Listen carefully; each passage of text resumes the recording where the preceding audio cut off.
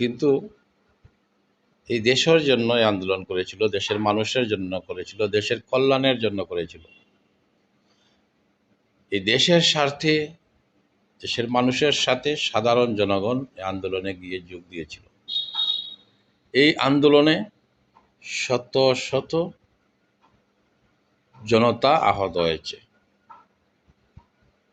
আজকে এই বৈষম্য বিরোধী ছাত্র আন্দোলনের নামে শুধু ছাত্ররা ডাক দিয়েছে সেটা অস্বীকার করছি না,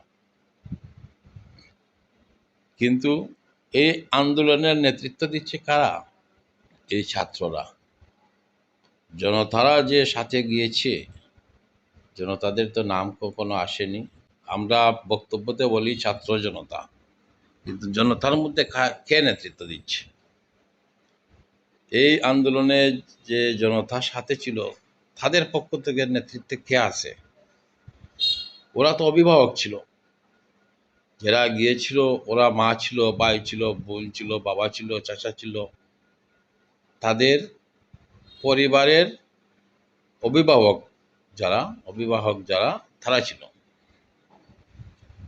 সাধারণ মানুষ ছিল, যার ছেলে মেয়ে স্কুলে পড়ে না তারাও গিয়েছিল।